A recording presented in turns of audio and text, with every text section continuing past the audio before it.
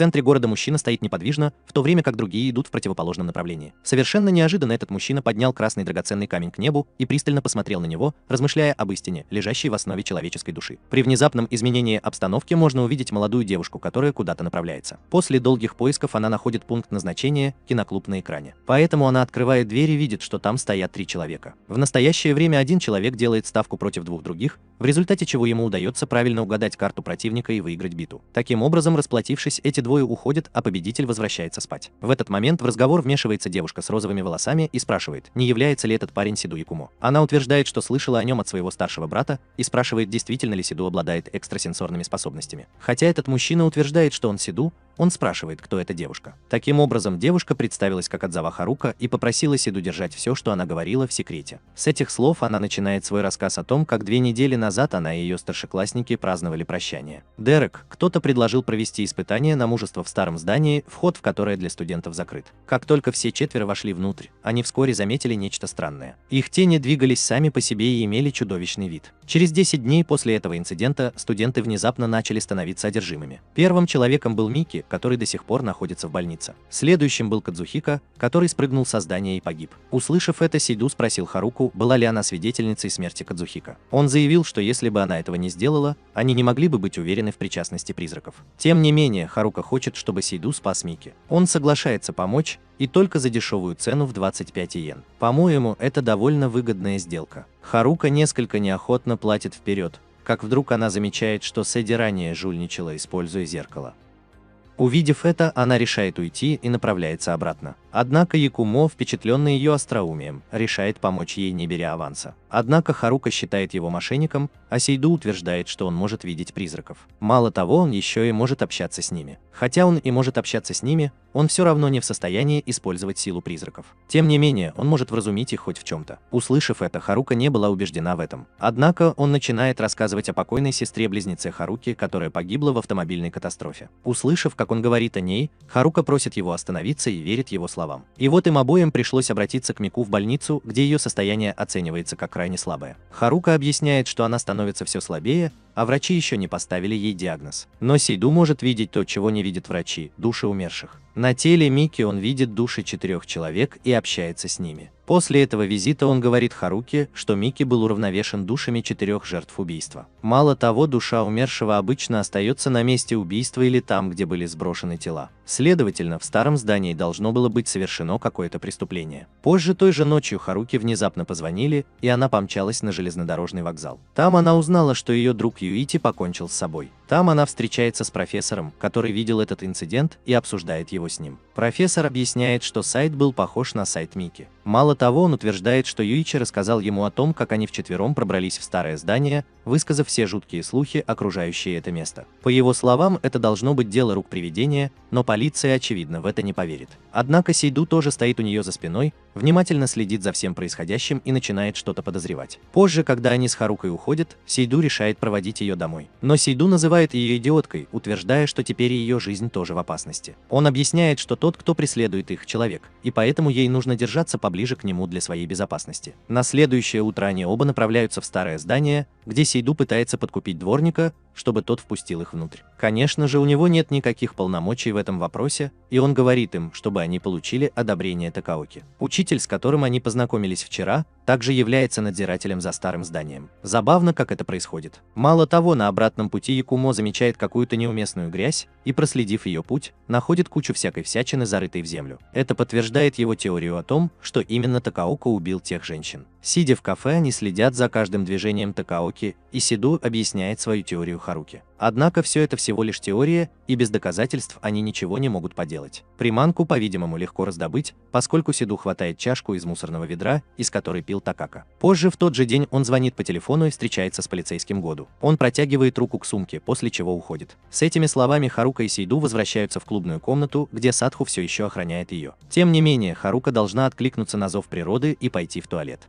но когда она возвращается, то видит зловещую фигуру. С другой стороны, Гота встречается с довольно жутким старым доктором, который подтверждает, что отпечатки пальцев на чашке Такаоки совпадают с теми, что были на чашке Такаоки. Похороненная страсть. В действии даже у владельцев, которые были объявлены пропавшими без вести, есть их отпечатки пальцев. Это доказывает теорию Сейду, и Году звонит ему, чтобы сообщить об этом, но его нигде не видно. Видно, что он находится в женском туалете, где находит на земле сумочку Харуки. С помощью каких-то духов, которые направляют его, он пробирается к старому зданию. Внутри Харуку удерживает Такаока, который хочет ее убить. Но услышав о прибытии Сейду, он прячется и устраивает ему засаду, когда тот освобождает Харуку. Но его удар не наносит никакого урона, а только выбивает ему челюсть, открывая левый глаз. Светящийся красным светом утверждает, что может видеть души умерших через этот глаз. О, черт возьми, нет. Более того, он сокрушается, что души жертв все еще страдают и блуждают все ближе к Такаяке, который приходит в ужас после того, как увидел глаз Сейду и убежал. На выходе он поджигает здание. Однако вскоре после этого прибывает полиция и арестовывает его. Мало того, он вызывает пожарную команду, чтобы помочь застрявшим Харуки и Сада,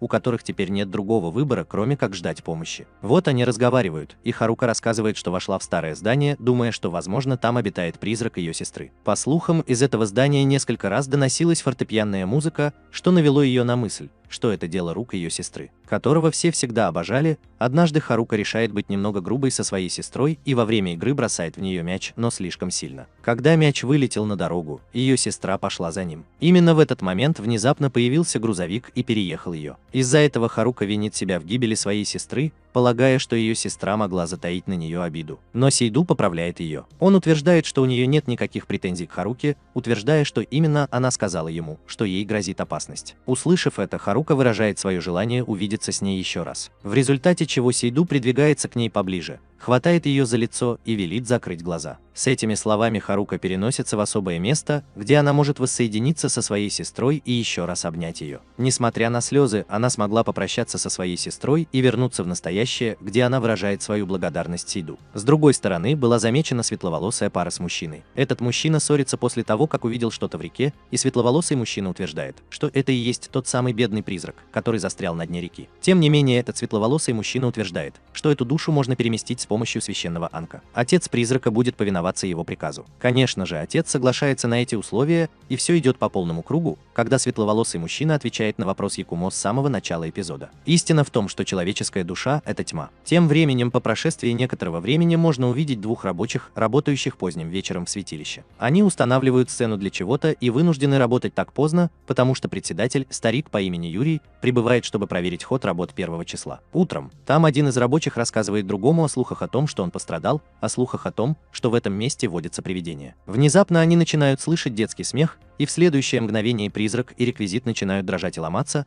а зловещая черная статуя это показано на рисунке. С другой стороны, на следующее утро Харука отправляется на встречу с Сейду, чтобы навестить Мики в больнице. Там она видит, что Сейду дремлет, и придвигается к нему поближе. Но он просыпается, видит ее лицо и вспоминает ту ночь в горящем здании. Вставая, он заявляет, что видеть лицо Харуки первым утром – плохая примета. Как бы то ни было, он начинает переодеваться, что побуждает Харуку спросить, действительно ли он здесь живет. Сейду объясняет, что хотя у него действительно есть дом, он редко туда приезжает и проводит здесь все свое время. Мало того, что он солгал школе, так еще и заполучил в свои руки эту комнату под несуществующим клубом экранных фильмов. Как бы то ни было, они оба направляются в больницу, где Сейду общается с духами, вселившимися в Мики, и рассказывает им об аресте Такаяки. В результате дух движется дальше, сразу же улучшая состояние Мики. Вскоре она уже может открыть глаза и позвать Харуку по имени. И вот посетители уходят и выходят на улицу. Харука выражает свое удивление по поводу того, как удалось убедить призраков. Сейду объясняет, что призраки изначально были людьми и, согласно его убеждению, представляют собой скопление эмоций, оставленных после себя умершими. Как таковой, он отказывается использовать такие методы, как убийство или запечатывание их. Когда они оба едут обратно на автобусе, Харука говорит ему, чтобы он подождал 25 иен, так как она только что начала работать неполный рабочий день. Бёрд Якумо говорит ей, чтобы она не волновалась, так как он уже получил свою зарплату от отца Мики после того, как сказал ему, что он мог бы помочь как экстрасенс, который специализируется на экзорцизме. Вот тут Харука начинает знакомиться с ним поближе, но ему это не интересно. Серьезно? Какого черта? Скоро прибудет автобус университета Миза, и Сэнди откланяется, заявив, что контракт между ним и Харукой подошел к концу. Как бы то ни было, позже Харука отправится на свою работу, которую она уже уволилась, но все еще работает до тех пор, пока не будет найдена замена. Туда в качестве клиента приходит старик с волосами на колесах, а Харука выступает в роли ее официанта. Там она подслушивает его телефонный разговор, в котором он упоминает проклятие лисы. Это приводит к Унамацу, слуге старика, который объясняет, что в этом городе находится святилище лисы Тамацука. Этот старик, который является председателем правления Эри, хочет возвести там новое здание, но при строительстве возникли проблемы, по-видимому, из-за проклятия Фокса. В ту же ночь Харука решает посетить святилище, где она встречает человеческую фигуру в маске лисы. Сказав это, она приходит в ужас и немедленно убегает. Однако во время бега она натыкается на мужчину, у которого, как ей кажется, красный глаз, похожий на Сейду. С другой стороны, светловолосый мужчина, который был у нас раньше, поручает своей партнерше всю остальную часть работы. Вернемся к Харуке, которая узнает, что этот парень дядя Сейду. Мало того, она рассказывает ему о призраке, которого только что видела. Таким образом, они оба отправляются на то место, где этот человек, Ишин, показывает, что его красный глаз подделка. Он утверждает, что хотел сам увидеть трудности Сейду, и поэтому притворился, что у него тоже красный глаз. Как бы то ни было, поскольку они не смогли найти никаких зацепок, они направляются обратно, и Харука решает последовать за Ишином в его храм. По дороге он объясняет Сейду, что это место, храм, не может чувствовать себя как дома, так как сюда притягивается множество призраков. Как бы то ни было, войдя внутрь, они обнаруживают, что там присутствует Сейду. Кроме того, Харука также встречается с ныне глухим двоюродным братом Сейду. Однако, несмотря на то, что Исин предлагает им всем выпить по чашке чая, Сейду откланивается. Это ранит чувства Харуки, но Исин, и теперь они оба стараются подбодрить ее. Исин даже советует ей довериться Сейду о том, что она видела в святилище лисы, считая его человеком, который не будет игнорировать подобного рода просьбы. Как таковой, она бежит за ним, но видит, что Сейду болтает с девушкой у подножия лестницы и решает не вмешиваться. На следующий день она перестает отвлекаться на работу и позже снова посещает святилище Тамацуки. На этот раз она находит там прежнего председателя правления инвалидной коляски и рассказывает ему о призраке, которого она видела. Услышав это, старик заявляет, что жизнь жестока, утверждая, что только тогда, когда она подходит к концу, можно наконец увидеть истину. По его словам, ни деньги, ни статус, ни слава не имеют значения. Скорее всего, самое главное – жить честно по отношению к самому себе и ни о чем не жалеть. Внезапно, когда загорается свет, снова раздается детский смех. Кусок трубы тоже летит в сторону Харуки, но появляется Сейду и отталкивает ее надутую губу в сторону. Увидев его, председатель спрашивает, кто он такой. Это приводит к тому, что он объясняет, что он Якумо, человек, который расследует этот район в соответствии с просьбой. Он утверждает, что здесь действительно живет призрак, но это явление было вызвано не им. По словам Сейду, призраки – это не что иное, как скопление эмоций, которые не способны манипулировать материей, и это наводит его на мысль о том, что за всем этим кто-то стоит. Смех раздается из динамика, свет взорвался из-за пороха, и по его словам, виновник находится внутри хранилища сарай, к которому подключено все это оборудование. С этими словами преступник раскрывает себя, медленно выходя из сарая. Вот и все, преступник – никто иной, как Унамацу, который приносит извинения председателю правления и Харуки за то, что подверг их опасности. Кроме того, он раскрывает причину своих действий, свое несогласие с развитием этого святилища. Там Кунимацу откровенничает с председателем правления, который, как выяснилось, является его давним другом. Обращаясь к нему как к Тёкину, он говорит ему, чтобы он положил конец этой глупой идее, заявив, что несмотря ни на что, Куника никогда не вернется. Выясняется, что в юности председатель правления был влюблен в женщину по имени Куника. Однако они происходили из совершенно разных слоев общества. Несмотря на это, они оба влюбились друг в друга и решили сбежать. Именно поэтому будущий председатель правления отправил Куника сообщение с просьбой встретиться с ним в святилище лисы. Однако она случайно отправилась в восточное святилище, а не в западное, где он ее ждал. Из-за этого они так и не узнали друг друга достаточно хорошо и отдалились друг от друга. В результате год спустя Куника вышла замуж за человека по выбору своих родителей, но вскоре умерла после рождения своего первого ребенка. Из-за их прошлого Эри всегда чувствовал себя немного виноватым,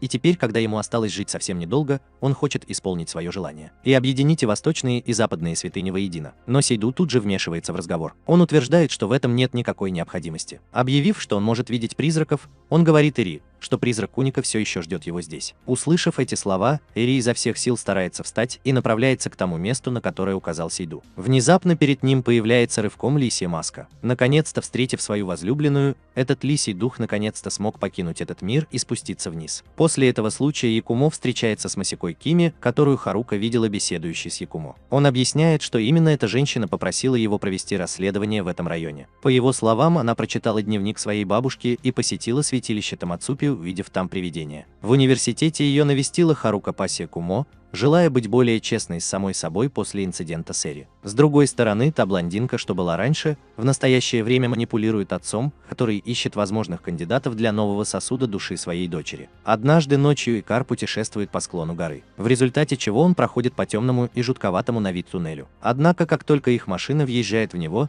из стен начинает появляться черный туман, и в конце концов сквозь крышу автомобиля просунулась рука, внезапно повергшая водителя в ужас. Но это еще не все, так как из-под пола машины появляется женская голова, превращающаяся в демоническое лицо, а затем вызывающая машина может разбиться. На следующее утро Харука отправляется на встречу с Якумо, но обнаруживает, что его нет в клубной комнате. Тем не менее, увидев его ключ в холодильнике, который является совершенно нормальным местом для его хранения, она решает, что он скоро вернется и ждет его там. С другой стороны, в участок прибывает дочь начальника полиции. Эта женщина-журналистка хочет получить кое-какую информацию от полицейских, но никто не обращает на нее внимания. Видно, что полицейские ненавидят ее до глубины души за то, что она использует имя и репутацию своего отца в свою пользу. Там она случайно натыкается на Году, который против того, чтобы разговаривать с ней, но ей удается убедить его получить кое-какую информацию. Таким образом, они оба направляются в укромное местечко, где журналист показывает детективу фотографию. Она спрашивает, считает ли Году, что призраки существуют, и он отвечает утвердительно. Мало того, журналист, по-видимому, также запечатлел изображение призрака, увидев которое, Году думает, что Сейдо окажет помощь в этом деле. Поэтому он направляется на встречу с ним, но находит там Харуку, которая узнает его. Как бы то ни было, они оба решают дождаться Сиду вместе. Там Гота рассказывает, что знает Сиду с тех пор, как последний был ребенком. Однако он чувствует себя неуверенно, стоит ли вспоминать все это целиком. В конце концов, Сиду наконец появляется, и Харука начинает с проблемы, которую она подняла сегодня. Он вспоминает, как вчера из-за сверхурочной работы она опоздала на последний автобус. В результате помощник менеджера Накахара решил подвезти ее до железнодорожного вокзала. Но по дороге им пришлось миновать предполагаемый туннель с привидениями. Проходя по нему, они увидели множество зловеще выглядящих фигур,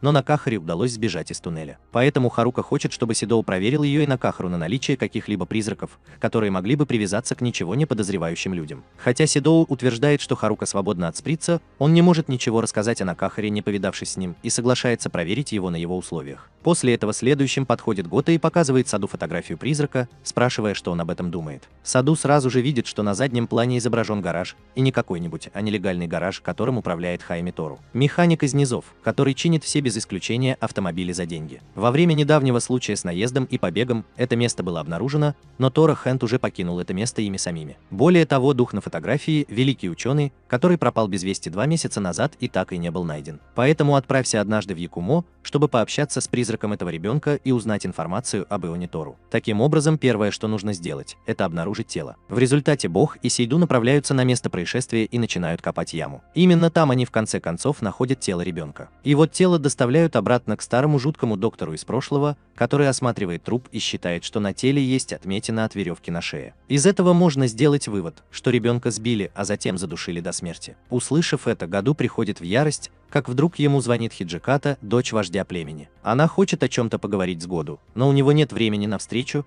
и он просит ее просто изложить ему факты по телефону. Таким образом, она сообщает ему, что владелец нелегального гаража Тору на данный момент арестован. С другой стороны, Харука приводит Накахару к Сейду, чтобы избавить его от каких-либо призраков. Там Сейду не находит поблизости никаких задержавшихся призраков, в то время как Накахара заинтригован тем, что его комната больше, чем обычно. Он случайно натыкается на фотографию призрака, прислоненную к стене, и начинает дрожать. Икума замечает это и становится очень похожим на него. Поэтому он выходит из комнаты, чтобы рассказать обо всем этом году. По словам Сейду, Накахара либо воссоздает место происшествия, либо призрака на фотографии, либо самого убийцу. Совершенно неожиданно Хиджиката принес Богу какую-то новую информацию. Тору во всем признался. Это доказывает теорию Сейду о том, что Накахара сбил мальчика своей машиной. В результате он отправился в Тор, чтобы починить свою машину, а сам закопал еще дышащего мальчика, чтобы скрыть этот инцидент. С этими словами Году говорит ему, чтобы Накахара оставался там любой ценой, но похоже, он вместе с Харукой уже уехал. Поэтому Сейду звонит Харуке, но она решает не брать трубку, вспоминая, как он сказал ей ранее, что ему нет необходимости говорить ей о своем движении. Тем не менее, внезапно тело Накахары напрягается. Неудержимо напрягшись, переезжает дорогу на красный свет, заставляя Харуку усомниться в своих действиях,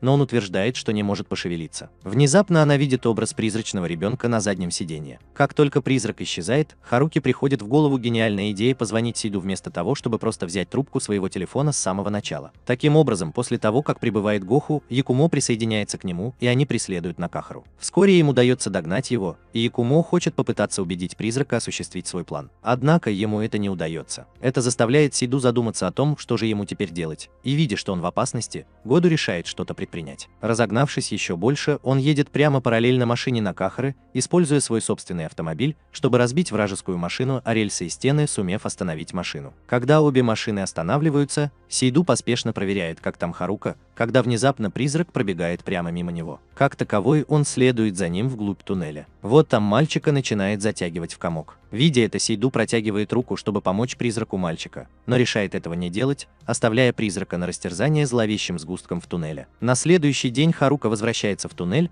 чтобы предложить цветы душе мальчика, когда появляются Исин и Сейчас. Выясняется, что их попросил прийти Сейду, который хочет, чтобы Исин что-то сделал со всеми призраками в этом районе, которые не могут успокоиться. На обратном пути Харука узнает больше о Сейду, когда Исин рассказывает историю о том, как и почему он назвал Якумо так, как они назвали его. Они оба также желают, чтобы он преодолел все проблемы в своей жизни за один день. Пусть его сердце будет таким же чистым, как открытое небо над ними. С другой стороны, где-то в другом месте старый доктор находится на месте проведения следственных действий, где только что было обнаружено тело. Когда доктор открывает мешок для трупа, чтобы осмотреть труп, он застигнут врасплох, но несмотря ни на что приступает к фотографированию. Внезапно он ощущает присутствие светловолосой женщины и отца, стоящего у него за спиной. Им тем временем грустно от того, что Аяка, умершая дочь, все еще не приходит в себя, но светловолосая женщина говорит ему продолжать и надеется, что у следующего все получится. Там виден даже светловолосый мужчина, и при ближайшем рассмотрении оказывается, что у него тоже покраснел глаз, когда он готовится к поединку с Якумо. Темной и дождливой ночью Хиджиката едет по пустым дорогам. Внезапно посреди улицы она видит человека, страдающего от боли, лежащего на дороге. Увидев это, она тут же вылезает из машины и направляется к этому мужчине. При ближайшем рассмотрении она обнаруживает, что он корчится от боли, держась за грудь. Поэтому она немедленно вызывает скорую помощь, когда он внезапно начинает громко кричать от боли. И в следующее мгновение его тело перестает двигаться. И Джаката, который сейчас лежит на земле после того, как испугался, совершенно обезумел. Однако реальная опасность по-прежнему ускользает от нее. Когда она оборачивается назад, то видит позади себя фигуру этого мужчины, окутанную зловещей фиолетовой аурой. На следующее утро обнаруживается труп школьницы, и поэтому вызывается полиция. Там вызывается жуткий старый доктор, который осматривает тело и узнает, что способ убийства тот же, что и у девочки, которую они нашли ранее. В результате он приходит к выводу, что это должно быть дело рук серийного убийцы. Внезапно к нему подбегает еще один полицейский и сообщает своим коллегам, что они собираются провести пресс-конференцию по поводу этой ситуации. Хотя старый доктор и удивлен по этому поводу, один из полицейских рассказывает, что совсем недавно поступило сообщение о пропаже еще одной девочки. Руми, в отношении которой сейчас ведется расследование и которая фигурирует в новостях в связи с ее исчезновением, придала эту ситуацию огласке. И поэтому полиции придется провести конференцию по этому поводу. Поэтому офицеры направляются на место происшествия, но там они узнают, что Готу был переведен из этого подразделения. Из-за его склонности совать свой нос в несвязанные с этим дела, высшее начальство отправило его куда-то в другое место. Это место находится в специальном следственном отделе отдела уголовных расследований по нераскрытым делам. Вместе с ним туда же была переведена и Исия, утроба матери. Иши приходит в офис на первый день, представляется, но Году дремлет и игнорирует его. Внезапно начинает звонить телефон. Это шеф зовет его к себе в каюту, но Году неохотно соглашается и говорит шефу просто рассказать ему о ситуации по телефону. Эта опрометчивая сторона поведения Году вызывает у тебя восхищение. Тем временем в университете Миза Харука встречается со своей обеспокоенной подругой. Эта девочка рассказывает ей о том, как она видела привидение и как Мики посоветовала ей проконсультироваться с Харукой. Таким образом, Харука идет в комнату киноклуба, где Якумо сидит в одиночестве. Оказавшись там, Харука достает из холодильника кое-какие свои личные вещи и затевает спор с Якумо. Более того, выясняется, что теперь Харука является официальным членом этого клуба и поэтому имеет такое же право пользоваться здешними удобствами, как и Якумо. Вот так, Якумо также замечает, что Шоши начала называть его Якумо, в отличие от того, что было раньше, когда она называла его Сидусаном. Она утверждает, что ей кажется странным называть его так официально, когда они одного возраста. Так или иначе, она убеждает его в этом, но как раз в тот момент, когда она собирается перейти к объяснению причин, по которым он здесь находится. В комнату входит Гадо. Он говорит Якумо, чтобы тот шел с ним. Видя это, он пытается придумать оправдание, утверждая, что у него есть договоренность с Харукой, но ее нигде не видно. Выясняется, что она улизнула из дома раньше и теперь пытается самостоятельно расследовать инцидент со своей подругой. Пока Гаду ведет Якумо в дом шефа полиции, он рассказывает ему о том, как Хиджиката, женщина-журналист, и Андо, 42-летний мужчина, были найдены без сознания на земле. Андо умирает из-за передозировки, но теперь семья Хиджикаты утверждает, что она была одержима. Так уж получилось, что начальник полиции это отец Хиджикаты, который умолял Году спасти его дочь. И вот они наконец добрались до места назначения. В то время как Году и Якумо направляются внутрь, видно, что она фантазирует о Харуке, очарованная ее красотой. Прекрати это. Позови кого-нибудь на помощь. С другой стороны, Харука нарушает правила на месте происшествия. Там она находит могилу и решает помолиться над ней. Тем не менее, когда она поднимает глаза, то видит белую фигуру, плывущую по реке. Слова этой белой фигуры манипулируют Харукой, приказывая ей подойти поближе, и она прыгает в реку. К счастью, поблизости случайно оказываются полицейские, которые подслушивают весь этот переполох. Вернувшись в дом шефа полиции, когда Году и Якумо входят внутрь, они обнаруживают кровать, на которой лежит Хиджиката, выглядящий бледным, слабым и не в себе. Однако, почувствовав их присутствие, она выпрямляется и делает агрессивное и безумное выражение лица по отношению к ним. Велев Году держаться подальше, Якумо приближается поближе, чтобы получше рассмотреть ее, и обнаруживает, что душа Андо нависает над ней. С этими словами он делает шаг назад и сообщает Готу о своих находках. По его словам, Андо отчаянно хочет жить, и именно поэтому у него есть Хиджиката. Мало того, если так будет продолжаться и дальше,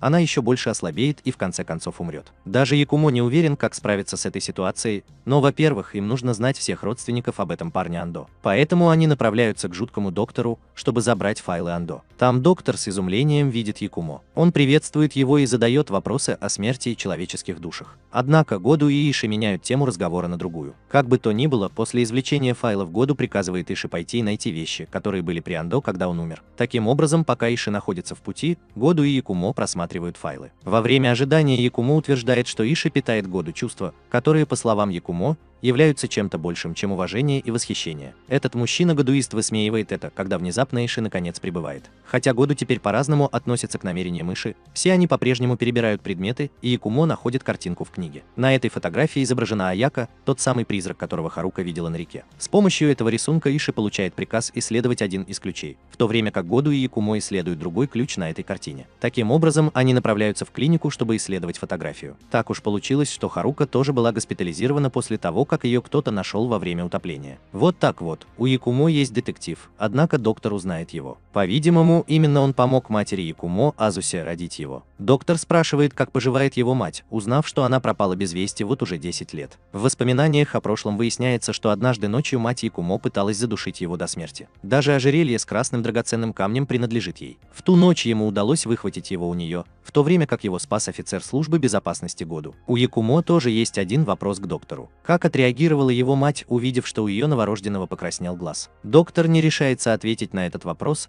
но по настоянию Якумо он рассказывает, что она пришла в полный ужас, увидев это. Это делает его чрезвычайно грустным, и он вышел из комнаты, увидев Харуку, которая проснулась и в конечном итоге подслушала разговор, стоя за дверью. Как бы то ни было, он игнорирует ее и направляется к реке. Глядя на воду, он приходит в ярость и решает выбросить красный драгоценный камень. Когда он начинает выбрасывать ожерелье, вмешивается Харука, останавливая его от этого. Она утверждает, что он не должен выбрасывать это единственное достояние своей матери, но Якумо отталкивает ее. Он задается вопросом, что же Харука знает о нем. Когда Харука падает, он понимает, что впадает в ярость и чувствует себя виноватым, но затем Харука начинает говорить. Она утверждает, что, конечно же, ничего о нем не знает. Якумо всегда одинок и молча несет все свои тяготы. Тем не менее, она хочет ему помочь. Мало того, она говорит ему, чтобы он не выбрасывал ожерелье своей матери, утверждая, что хотя у нее могут быть на то свои причины, она все равно остается его матерью. Ее слов достаточно для того, чтобы Якумо изменил свое мнение. С этими словами он приносит извинения Харуке и вручает ей ожерелье, чтобы она держалась за него. Пока они делят этот горько-сладкий момент, видно, что за ними наблюдает светловолосая пара. Этот мужчина говорит о том, что даже несмотря на то, что он узнал правду, Якумо все еще способен противостоять тьме. Но все это всего лишь жизненный путь. В конце концов, он тоже упадет в бездну, поглощенный бесконечной ночью, точно так же, как это сделала его мать. Кроме того, мужчина приказывает женщине сообщить своей жертве, что он только что нашел идеальный сосуд для души своей дочери. Совершенно очевидно, что их жертвой является никто иной, как доктор Киношита, с которым они только сегодня встретились. Как бы то ни было, теперь, когда Якумо овладел своими эмоциями, Харука рассказывает ему о своем тяжелом испытании. Вспомнив историю о своей подруге Миюка, которая случайно столкнулась с призраком, она ведет его в то же самое место. Вон там сзади к ней подбегает Году. Пока Якумо расследует это дело, Бог спрашивает, что случилось, и Харука рассказывает ему об этом. Услышав это, он просто велит ей позвонить Якумо по поводу подобных вещей, однако Харука заявляет, что она не хочет быть кем-то, кто просто использует его ради своей силы. С этими словами она подходит к Якумо, который говорит ей то же самое. Мало того, он еще и видит привидение. Таким образом, они направляются обратно в клинику. Там Якумо признается во всем, подав заявление о том, что ведет себя как офицер полиции. Там Гота объясняет ситуацию с Хиджикатой. Судя по всему, Андо был младшим учеником Киношиды в медицинской школе, и мы очень близки к этому. По его словам, после того, как умерла его дочь Аяка, Андо попросил сфотографировать ее на память, что выглядело довольно странным поведением. Как бы то ни было, Киношита отдал ему фотографию, которую обнаружил Готу. Когда Киношита заканчивает говорить, Якумо объявляет, что он только что встретился с призраком Аяки. Он утверждает, что ее призрак все еще витает в том районе, где она умерла,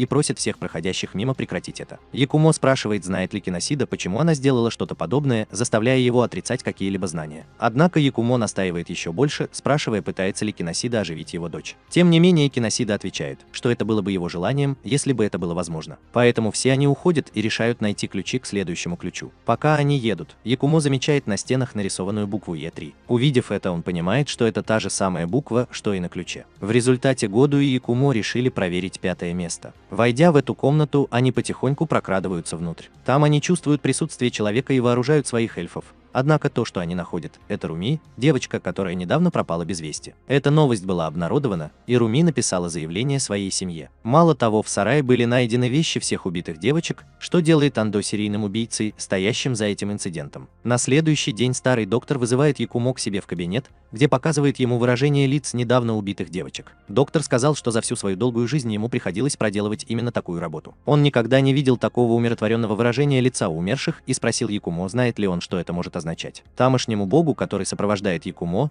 довелось увидеть фотографию. На этой фотографии изображен Киношита, а рядом с ним светловолосый мужчина. Увидев это, Якумо приходит в замешательство. Тем временем Харука направляется на встречу с Киношитой, чтобы поблагодарить его за то, что он спас ее. По дороге она натыкается на Ишина, и теперь, когда они все болтают, Ишин замечает, что на Харуке ожерелье его сестры. Таким образом, Харука объясняет, что Якумо дал ей это ожерелье, чтобы она держалась за него. На этом они расстаются, и она направляется в клинику. Добравшись туда, она отдает принесенные ею подношения Киношите. Но он, с другой стороны, ведет себя решительно. Он утверждает, что ему нужно было встретиться с Харукой, чтобы понять, в чем дело. Это сбивает ее с толку, но Киношита объясняет свои слова так. Ему сказали, что Харука станет идеальным сосудом для души Аяки. Внезапно сзади появляется блондинка и с помощью электрошокера вырубает Харуку. Тем временем, увидев фотографию, Году спешно направляется в Киношиту, полагая, что причастность светловолосого мужчины делает его крайне подозрительной мишенью. Когда они уже были в пути, Якумо позвонила Харука. Когда он поднял трубку, светловолосая женщина заговорила с другой стороны. Она говорит ему, что его драгоценный друг умрет сегодня ночью. Сообщив ему, где он находится, она просит его поторопиться, и, может быть, он успеет вовремя. И вот Якумо велит Году сменить направление движения и направиться к шлюзу. И вот они спешат на место происшествия, обнаружив, что Киносида вот-вот сбросит Харуку в реку. Тем не менее, Якумо и Году отчаянно пытаются предотвратить это, но Киносида использует трубу и ударяет Году сверху, в результате чего Харука падает. Не имея цели, Якумо прыгает вслед за ней и умудряется спасти ее. Вскоре после этого Харука открывает глаза. Киношита, который скован снегом, будет арестован первым номером. Он хочет у него кое о чем спросить. В результате он велит Году отвезти их всех обратно в клинику и позвонить Хате, старому доктору, и именно ей приказано доставить одержимого в Джакату. Как только все соберутся, Якумо приступит к делу. Он спрашивает, показывали ли Киношите дух Наяки с помощью двух красноглазых мужчин. Киношита соглашается, объясняя, что ему сказали, что если он убьет девочку того же возраста, что и его дочь, то ее душа вселится в труп и Наяка оживет. Что касается следующего вопроса, почему Киношита убил Энда? Он сделал это потому, что Энда не был его младшим братом. Скорее всего, Энда был представлен ему этим светловолосым мужчиной для похищения девочек, похожих на его дочь. Однако вскоре Энда начал шантажировать его, требуя больше денег, иначе он во всем признался бы полиции. Именно поэтому Кисида использовал наркотики, чтобы убить Андо. По его словам, такой мусор, как Андо, который использует любовь родителей к своим детям для перевозки их, должен умереть. Но тут вмешивается Якумо, утверждая, что даже у жертв Киносиды были родители. Это приводит к тому, что Киносида жестоко обращается с Якумо, спрашивая, какого ребенка пытается убить его мать. Однако затем Якумо объясняет, что хотя он может и не знать об этом, ему известны страдания ребенка, которому приходится терпеть последствия действий своих родителей. С этими словами он достает фотографии всех недавно убитых девочек. Он утверждает, что душа Аяки наверняка вселилась в эти тела. По его словам, Аяка хотела облегчить страх и боль жертв при их последнем вздохе. И поэтому ей пришлось вытерпеть всю боль после того, как она решила овладеть умирающими девочками в их последнее мгновение. Из-за этого создается впечатление, что Киношита неоднократно убивал свою дочь,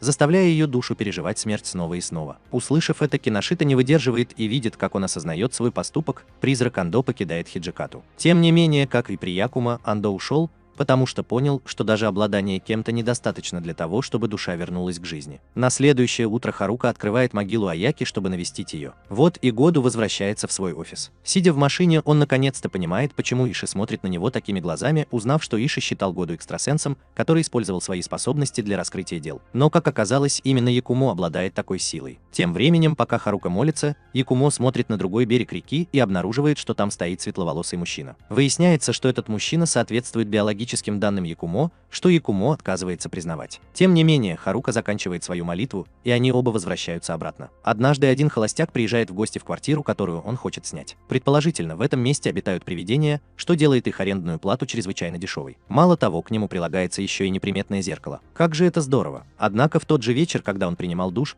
он почувствовал чье-то присутствие, но просто списал это на свое воображение. Как таковой, он продолжает свою обычную рутину и направляется в комнату. Внезапно в комнате погас свет. Вскоре после этого, несмотря на темноту, мужчина увидел за зеркалом призрачную фигуру, заставившую его закричать от ужаса. На следующее утро Хиджиката посетил отдел по нераскрытым делам полицейского управления. Тем не менее, ее приход заставляет Иши нервничать, и в конце концов он проливает на себя кофе. Как бы то ни было, Хиджиката утверждает, что она пришла, чтобы выразить свою благодарность. Однако Готу нигде не видно. Выяснилось, что он взял выходной и вернулся домой, но ни его жены, ни ребенка там нет.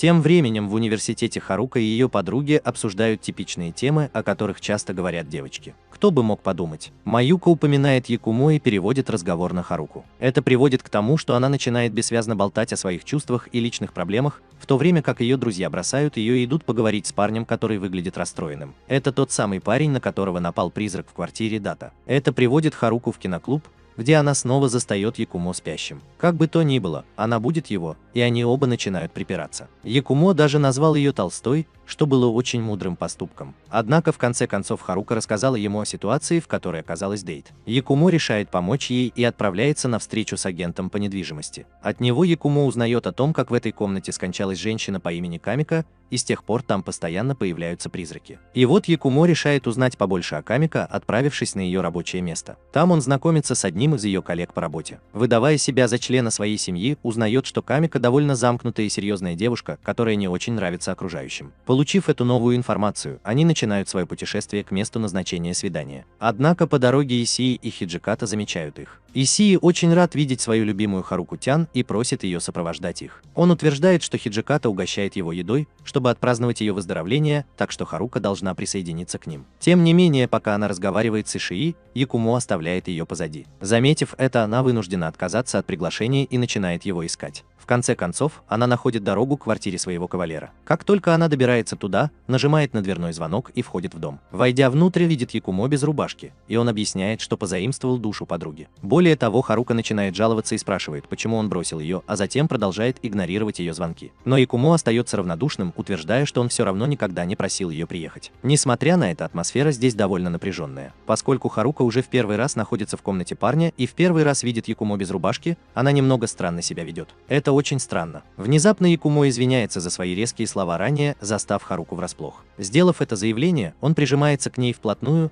заставляя ее сердцебиение учащаться. Но в отличие от ее воображения, Якумо нашла ключ к разгадке. Он замечает, что неприметное зеркало было прикреплено любителем, скорее всего самой Камика. Совершенно неожиданно Якумо видит в зеркале призрачную фигуру. Поговорив с ней, получает указание достать из-за зеркала конверт и сжечь его, не заглядывая внутрь. Якумо планирует поступить именно так. В результате они направляются в храм Ишина, где он уже приготовил для них костер. Однако в последний момент Харука решает не сжигать конверт, не заглянув внутрь. Как таковой, она открыла конверт только для того, чтобы обнаружить фотографию Камика, разодетой в пух и прах. Увидев это, она понимает, что Камика застенчивая девочка, которая хочет принарядиться и выглядеть мило. Однако она была слишком застенчива и не могла делать этого на публике. Поэтому окружающие считали ее серьезной женщиной. Внезапно к ней явился призрак Камика. Якумо рассказывает об этом Харуке, заявляя, что она не сердится из-за того, что Харука нарушила обещание. После этого она сжигает фотографию и конверт, а призрак Камика уходит, сказав Харуке, чтобы она тоже делала все возможное. Таким образом, на этом наше тяжелое испытание подходит к концу. Пока Харука играет с нами, Шин и Якумо общаются в чате. Вот тут он выражает свое удивление, не было ли в его матери еще одной личности, о которой он не знал, похожей на застенчивую сторону Камика. Как бы то ни было, вскоре возвращается Харука, и они оба покидают храм. В том виде, в каком они существуют, сейчас приближается к нему. Глядя на него щенячьими глазами, выглядит так, словно сейчас чего-то хочет. Таким образом, Харука дает ему ключ к разгадке. Сейчас на нем надет новый кардиган. хулиган. Благодаря этому он понимает, чего сейчас хочет, и делает ей комплимент. Это делает ее чрезвычайно счастливой, и Харука благодарит Якумо, тыча его пальцем под ребра. Это не только заставляет его отлететь в сторону, но и показывает, что ребра – его слабое место. Однажды ночью было замечено, как молодая девушка рисовала диких людоедов, пожирающих людей, и пела жуткую колыбельную. Внезапно к ней подошел светловолосый мужчина. Этот человек заявляет, что мечты не сбываются, просто рисуя их, скорее нужно работать и бороться, чтобы воплотить их в реальность. Показывая ей свои красные глаза, ему удается убедить ее взять его под свое крыло. На следующий день Харука снова отправляется в киноклуб. Там на диване сидит Якумо и спрашивает, какие неприятности она доставила ему сегодня. Но сегодня она приходит с хорошими новостями и дарит ему афишу концерта. Харука объявляет, что она примет в нем участие, и хочет, чтобы Якумо пришел послушать ее игру. В своем поведении цундери Якумо соглашается пойти с нами, и вскоре после этого Харука уходит, заявив, что привезет билет завтра. В других местах Хиджиката вовсе не является заброшенным, разрушенным человеком. Вот она фотографирует этот особняк в надежде найти хоть какую-нибудь изысканность и все такое. Вокруг этого особняка ходят слухи, и именно это Хиджиката и приехал расследовать. Тем не менее, до сих пор она не слишком довольна своими успехами. В результате она решает рискнуть подняться на верхние этажи особняка. Во время осмотра она слышит слабый шум, доносящийся из одной из комнат. Поэтому она заглядывает внутрь только для того, чтобы обнаружить, что женщина рухнула на землю. Когда Джаката будет ее, она, похоже, немного бредит и кричит, что перед ней привидение. Внезапно женщина обнимает ее и зловеще ухмыляется за спиной Хиджиканы. Вот так вот, году и есть, она навестила Якумо. Они сообщили ему о сложившейся ситуации и попросили посмотреть видеозапись с призраком. Гаду объясняет, что она была снята в особняке Нанеэс, где 15 лет назад были убиты 4 членов семьи. Оглядываясь назад, можно сказать, что для расследования этого дела было сформировано новое подразделение, арестованное в Шунсуке. Таким образом, Якумо в конечном итоге последовал за ними в полицейское управление. Там они все вместе присоединяются к Хиджикате и просматривают отснятый материал. Хиджиката уже связался с профессионалами, и эти кадры, похоже, остались неотредактированными. Наконец-то они приступают к просмотру, однако фильм получился слишком длинным. Большую часть времени ничего не происходит, и в результате Якумо просит Хиджикету перемотать фильм вперед на точное время. Она так и делает, и на экране появляется призрачная фигура,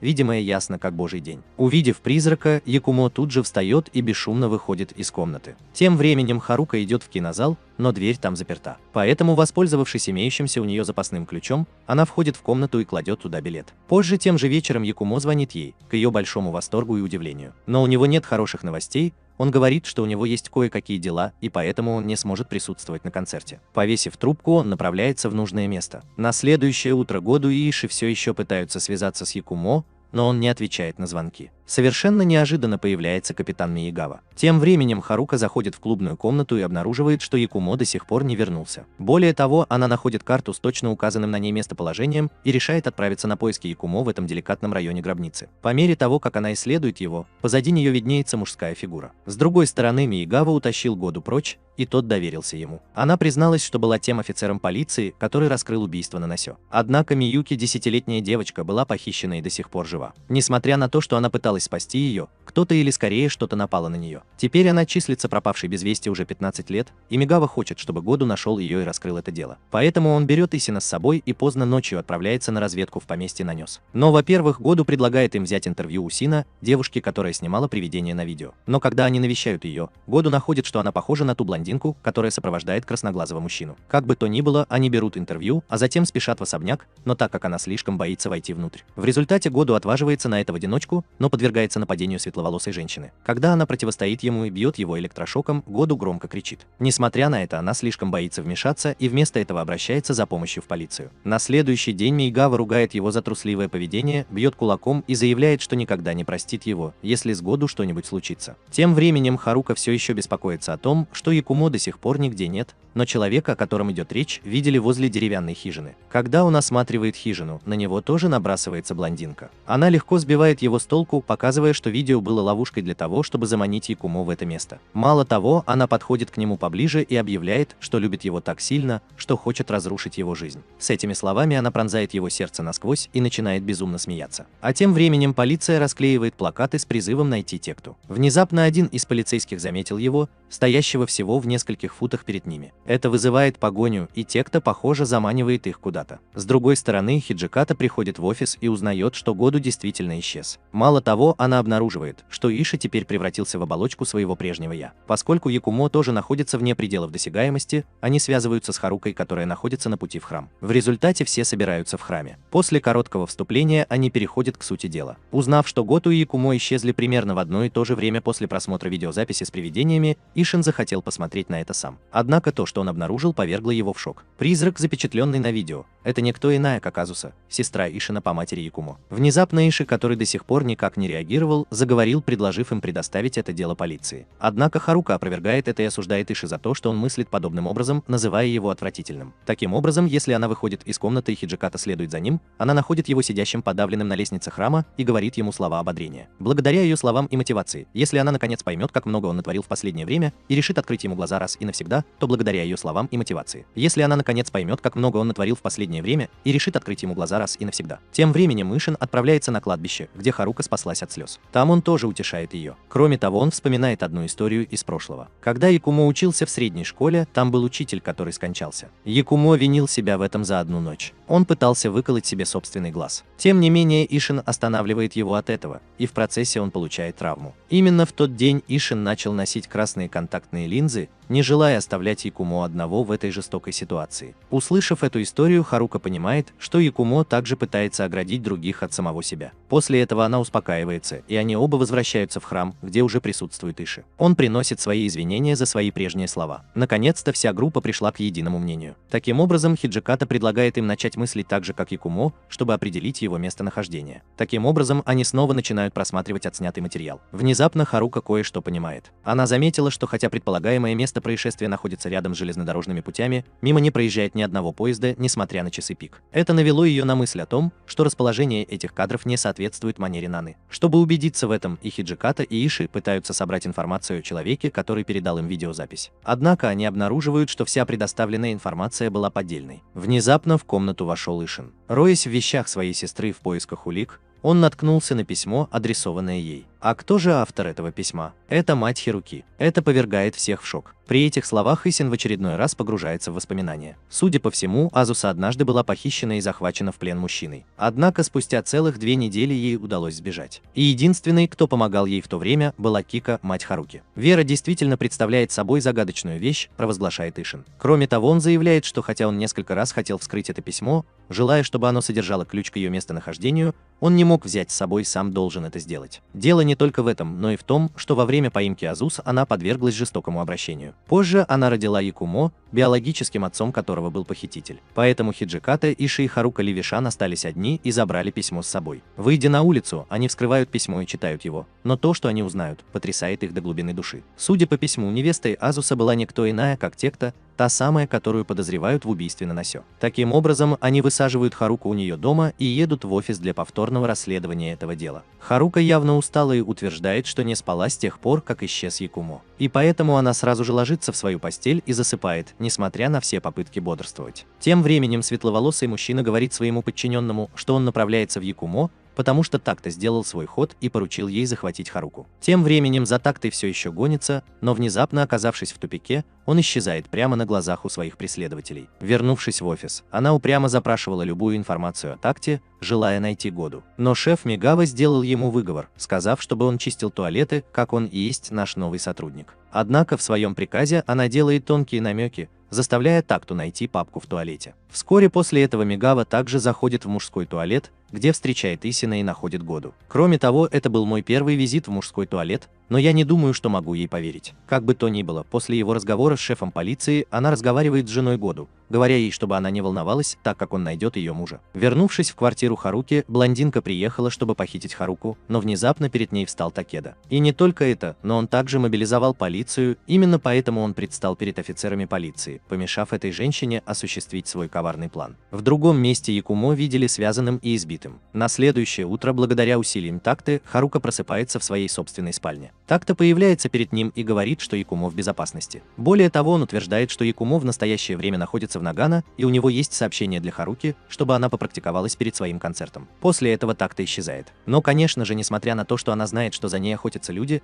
Харука охотно направляется в Нагано. Видно, что светловолосая женщина тоже следует за ней по пятам. Когда они садятся в поезд, Харука звонит своей матери и объясняет ситуацию. Тем временем Хиджиката и Исии не обнаружили в этом досье ничего необычного, в результате чего они отправились на встречу с Ханой. Там они выясняют, что нанес Миюки, молодая девушка, которая была похищена во время убийства, похожа на Хашина, женщину, которая передала им видеозапись призрака, а также светловолосая женщина. Осознав это, она бросается к учительнице начальных классов Миюки и берет у нее интервью, и выясняется, что Миюки подвергалась жестокому обращению со стороны своей семьи. А ее отец даже построил потайную комнату, специальное место, где он мог бы играть со своей дочерью. В ходе расследования они не нашли такой комнаты, как эта, поэтому поспешили вернуться в особняк. Там его призрак ведет их в потайную комнату, где они находят присутствующего бога. Таким образом, они оба освобождают его, но Году очень спешит. По его словам, Якумо и Харука находятся в опасности. Он утверждает, что этот призрак сообщил ему обо всем, и светловолосый мужчина хочет убить Харуку на глазах у Якумо, чтобы погрузить его во тьму. Тем временем Харука наконец добирается до Нигана, где ее забирает мать. Таким образом, они оба немедленно направляются на виллу, где содержалась Азуса во время похищения. Следовательно, они направились именно туда. Тем временем Харука оставила свою мать на некотором расстоянии и отправилась в лес одна, в конце концов обнаружив деревянный сарай. Она находит Икумо внутри и освобождает его. Однако был накачан наркотиками, и у него до сих пор кружится голова от последствий. Внезапно позади них появляется Миюки. Держа в руках арбалет, она угрожает дуэту, но по счастливой случайности Году и еще один человек подоспели к месту происшествия сзади. Когда Году подкрадывается к Миюки, Якумо действует как отвлекающий маневр. Возник вопрос о том, кто же был убийцей, и Миюки пришлось объяснить, что все это время она была виновата во всем этом. Постфактум блондин подстроил все так, чтобы Такета попал под подозрение, но на самом деле он не был виновником. Пока она болтает без умолку, Году улучшает подходящий момент и прыгает на нее, удерживая и позволяя Якумо и Харуки убежать. Однако внезапно перед ними появляется блондинка. Мало того, Миюки еще и способна вырубить Году с помощью электрошокера. По команде этого мужчины Миюки уже собиралась выпустить стрелу в ногу Харуки,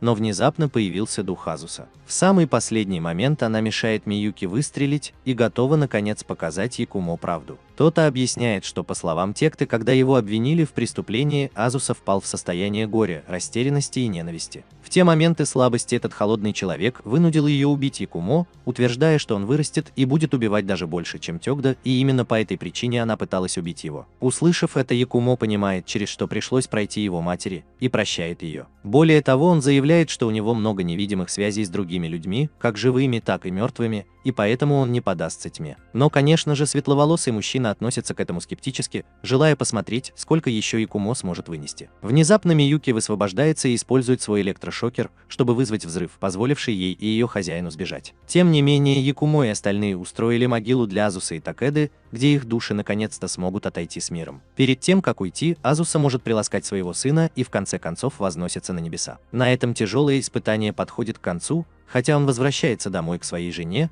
и Харука может выступить на ее концерте. Кроме того, не только Якумо, но и Шин, теперь она, Хиджиката и ее мать приходят посмотреть на ее выступление. После выступления Якумо и Харука высаживают ее мать на вокзале. Кейка говорит Харуке, чтобы она почаще возвращалась домой, а также просит Якумо присматривать за ее дочерью. Но только после того, как поезд отходит, она заявляет, что ей нужно им что-то подарить, и она отправит это как можно скорее. С другой стороны, Хиджиката находится в больнице, где она узнает, что в последнее время там появляется призрак. По словам ее подруги, призрак появляется над спящими пациентами и спрашивает их, когда они умрут. Из-за этого у нескольких пациентов также ухудшилось самочувствие из-за пережитого шока. Именно поэтому она решает обратиться с этим вопросом к Якумо. Однако, оказавшись в больнице, она натыкается на Сейчас и Исина, которые пришли сюда по поводу легкой головной боли. После обмена формальностями Хиджиката направляется к Якумо и рассказывает ему о случившемся. Услышав эту историю, он соглашается расследовать это дело, однако на данный момент у него есть некоторые предварительные договоренности. В связи с этим он направляется на встречу с Году и Шиихатой. Там они пытаются найти подсказки об отце Якумо и местонахождении Миюки. Мало того, после нелепой теории Иши о том, что блондин-зомби,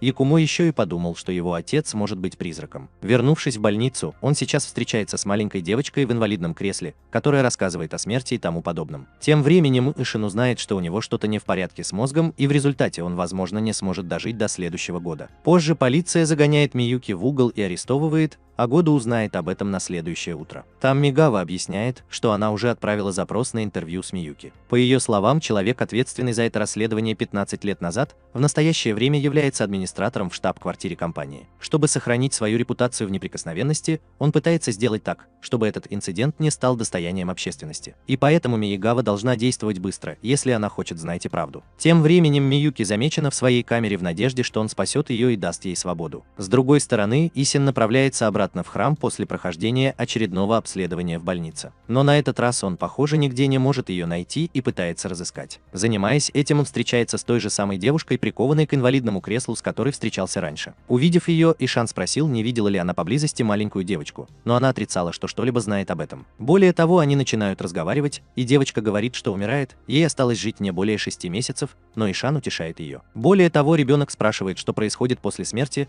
но Ишан говорит ей, что однозначного ответа нет. Однако, несмотря на то, что тела умирают, человеческая душа этого не делает. Она остается живой в воспоминаниях родных и друзей. Понимая, что даже после смерти есть нечто большее, ребенок испытывает облегчение. Внезапно наступает момент, когда Ишин просит эту девочку отныне быть подругой Нао. По мере того, как разыгрывается эта сцена, видно, как за всеми ними наблюдает обеспокоенный врач. Позже, тем же вечером, к доктору подходит какой-то подозрительного вида человек. На следующий день Якумо просматривает калок, конфискованный у Миюки, и обнаруживает, что она никогда раньше не звонила его отцу. По его мнению, это подтверждает его теорию о том, что светловолосый мужчина – призрак. Совершенно неожиданно Харуки звонит Хиджикайда и сообщает, что больница теперь открыта для Якумо для проведения расследования. В результате они отправляются в храм Исина. Исин тоже просто бродячий человек, и там Якумо спрашивает, не может ли он одолжить машину Исина. Вместе с тем Исин решает держать свою поездку в больницу в секрете от своего племянника. Но сейчас самое время выпить чаю. Пока они все сидят и пьют, Исин достает фотоальбом, который прислала ему Кейка. В этом альбоме есть фотографии Якумо в детстве. По словам Исина, Кейка, должно быть, сохранила их у себя, когда Азус отправил их ей. Увидев это, Якумо впадает в сентиментальность и пытается уйти, но Исин останавливает его. Как таковой снова садится на место и рассматривает свои фотографии, на которых он запечатлен вместе со своей матерью. После этого у Асус появилось радостное и жизнерадостное выражение лица, когда она общались со своим сыном. Исин отводит Йокумо в ораторскую комнату,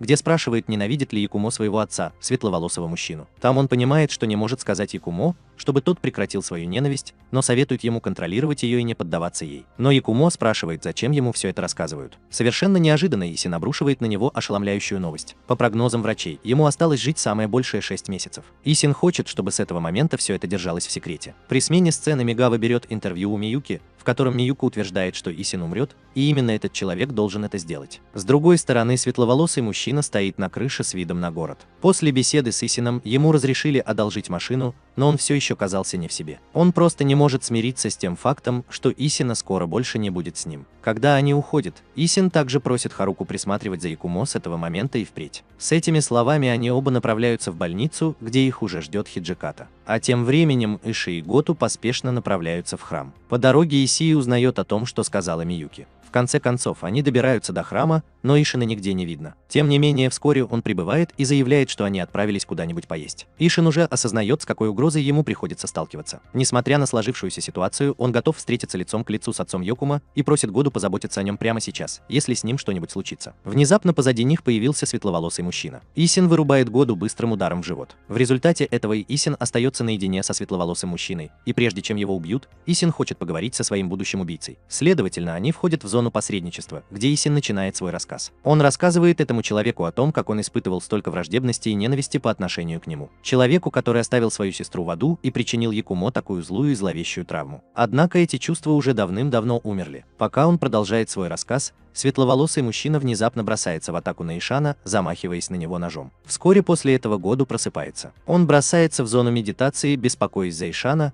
и находит его лежащим на полу с колотой раной в животе. Увидев это, он кричит на Иши и приказывает ему вызвать скорую помощь, которая вскоре прибывает. А теперь отправляйся сопровождать Ишина в больницу, в то время как Иши остается в храме, чтобы помочь в расследовании. С другой стороны, Якумо все еще чувствует себя рассеянным. Несмотря на это, они случайно натыкаются на призрака и обнаруживают, что все началось с чистого листа. Видно, как призрак извиняется перед пациентом, которого она терроризировала раньше. Размышляя над тем, что бы это могло значить, Харука заводит свой телефон, и тут же ей звонит Ишии, который сообщает ей о последних событиях. И вот они спешат обратно в храм, но на полпути им звонит Году и говорит, что они нужны в больнице, в которой они только что были. И вот все они добираются до больницы, и Ишану делают срочную операцию. Однако даже врач не может быть полезен. Несмотря на подключенный к нему аппарат, сердце Ишана все еще едва бьется, и сейчас у него умер мозг из-за нехватки крови. Услышав это, все совершенно обезумели и растерялись. Внезапно Арай, друг Хиджикаты, приходит, чтобы поговорить с Якумо наедине. Аарон Году также объявил, что отныне именно они будут заботиться о нем, оставаясь верными слову, которое они дали Исину. Поэтому он привозит Харуку и Нао к себе домой и немедленно уезжает, чтобы помочь в расследовании. Там же Году заботится о Нао, который морально истощен и вскоре после этого засыпает. Тем временем Якумо проводит всю ночь рядом с Ишином. На следующее утро Хиджиката говорит Миигаве, что ее босс приказал ей не писать об ударе Ишина ножом. Мало того, у Миигавы тоже возникли проблемы, так как администратор изо всех сил старается сохранить этот инцидент в тайне и подальше от глаз общественности. Тем временем Году отводит Хаду в храм и просит его провести судебно-медицинскую экспертизу. Но там Хада находит кое-что, вызывающее беспокойство, например, отсутствие следов преступника. Как бы то ни было, после того, как они закончат, они с Годуом направятся в полицейский участок. Однако Миигава говорит Году, чтобы он просто возвращался домой, утверждая, что она должна быть там прямо сейчас. Как таковой, он направляется обратно, видя, что сейчас он весел и счастлив, а вот Году нет. Он чрезвычайно расстроен тем, что Ишин находится в таком состоянии, и глубоко внутри он тоже чувствует себя так же. Например, в тюрьме светловолосый мужчина овладевает Миюки, заставляя ее вести себя безумно и безумно. Это позволяет отправить ее в больницу, и вскоре после этого мужчина покидает ее тело. С другой стороны, Якумо за всю ночь не сдвинулся ни на дюйм, а утром Харука навещает его. В больнице она также дала Ишину красные контактные линзы. Харука дарит это Якумо, который вспоминает, через сколько всего пришлось пройти Ишину из-за него. Якумо рассказал, почему его вызвали для разговора наедине. Было подтверждено, что Ишин является зарегистрированным донором органов, и врачи ждут, когда его ближайшие родственники дадут добро на проведение операции об извлечении его органов.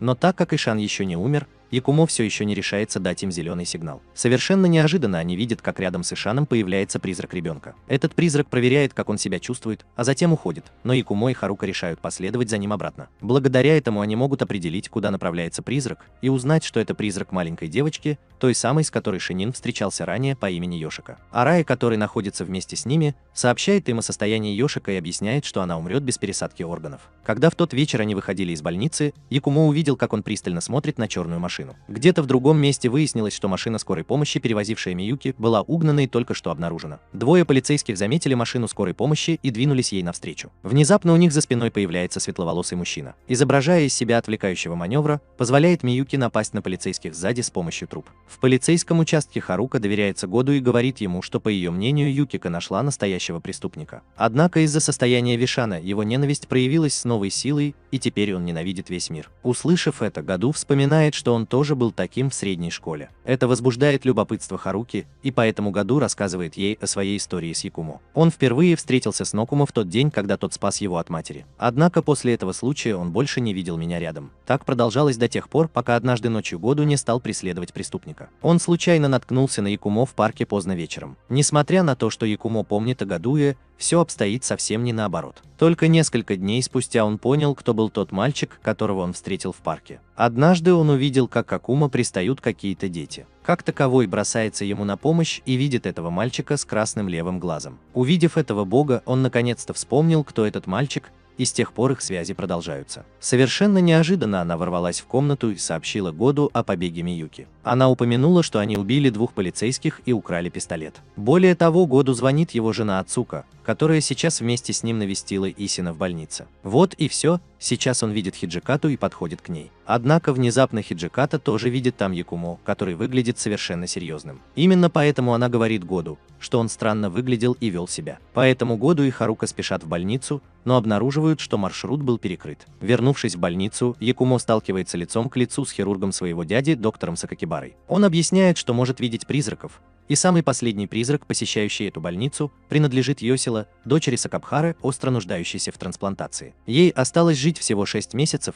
если ей не сделают операцию. Увидев это, Сакакибара планировал намеренно вызвать смерть мозга у Ишина, который был зарегистрированным донором органов и идеально подходил Йошика. Конечно же, доктор отказывается слушать, но Якумо продолжает оказывать на него давление. В конце концов, Сёкукабара не выдерживает. Он спрашивает, почему этот человек стал подозревать его, когда преступники уже предсказали убийство и в настоящее время они свободно разгуливают по улицам. К тому же у Якумо есть доказательства. До сих пор не было обнародовано ни одного сообщения о том, что убийство было предсказано заранее. Сакукабара выдал себя за преступника и скрылся с места преступления. Не умеющий вести машину пытается убежать пешком, но видит Харуку и идет к ней пешком, так как маршрут был закрыт. Увидев их, он направился на крышу, чтобы улететь на вертолете, но Якумо уже ждет его. Теперь, когда бежать больше некуда, Сакикабара пытается воспользоваться скальпелем и убить Якумо тоже, но его легко одолевают. После этого Якумо сталкивается лицом к лицу со своим отцом. На крыше светловолосый мужчина пытается еще раз сказать Якумо то, что он говорил все это время. Истина, стоящая за людьми, кроется во тьме. Даже законопослушные граждане будут убивать без колебаний, если это означает, что они и их семьи смогут выжить. Услышав это, Якумо утверждает, что именно его отец обманул Сакикабара. Но этот человек опровергает это, утверждая, что все, что он сделал, это дал ему такую возможность. Сакикабара был тем, кто принял решение и действовал в соответствии со своими импульсами. Вскоре Году, Харука и остальные поднимаются на крышу, пока Якумо проверяет свою теорию. Используя только свой левый глаз, подтверждает, что его отец – не что иное, как призрак. Внезапно Миюки прыгает в дом с другой крыши. Держа в руке пистолет, она целится в зевак и стреляет. Пуля проникает прямо в живот Гота,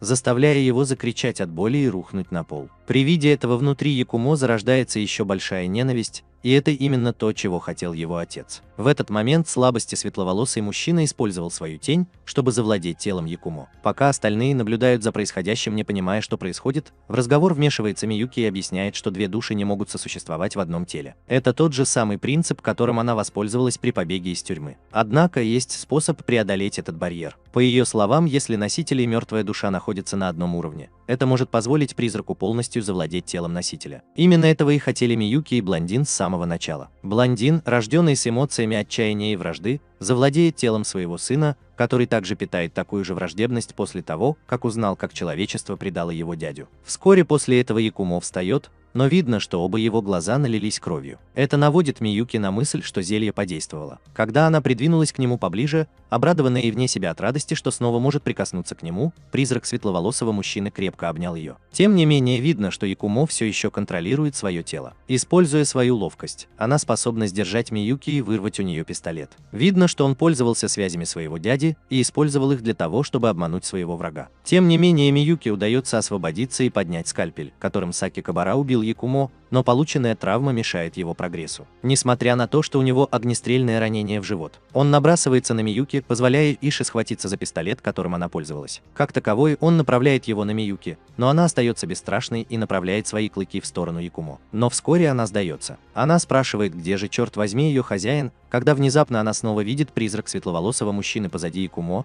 на этот раз на грани исчезновения. Даже в этом состоянии мужчина пытается издеваться над Якумо, утверждая, что однажды он подастся тьме, так как они связаны по крови. Однако Якумо поправляет его. Его отец вовсе не является этим несчастным духом. Скорее всего, это Сада Ишин, человек, который вырастил его таким, какой он есть сейчас. Чтобы доказать свою точку зрения, он направляется к Сакикабаре и рассказывает ему, как сильно он ненавидит его за то, что он сделал со своим дядей. Однако он тоже является жертвой. Выполняя последнее желание своего дяди, он соглашается подписать бланк согласия на донорство органов, чтобы спасти жизнь Йошика. Однако в обмен на ее операцию Сакикабара должен сдаться полиции с повинной. Не желая больше жить в этом круговороте ненависти, он обращается к своему отцу с клятвой никогда не становиться таким, как он. Но блондинка остается неизменной. Он утверждает, что однажды в виде призрака вернется и снова встретится с Якумо, поскольку он не исчезнет до тех пор, пока его цель не будет достигнута. Видя, как он исчезает, Миюки тоже пытается сбежать, но зная, что его возлюбленная не заботится о ней, она загоняет свою машину в озеро. Вскоре после этого в честь Нэн устраиваются похороны. Году тайком выходит из больницы, чтобы присутствовать на них вместе с Хатой и Иши, и встречается с Мейгавой и Хиджикатой, которые уже там находятся. Когда они собираются вместе, Хата указывает на то, что светловолосый мужчина никогда не совершает преступление сам. Скорее, он просто появляется и принуждает слабовольных людей совершить преступление. Как таковой, Хата считает его скопищем человеческих грехов.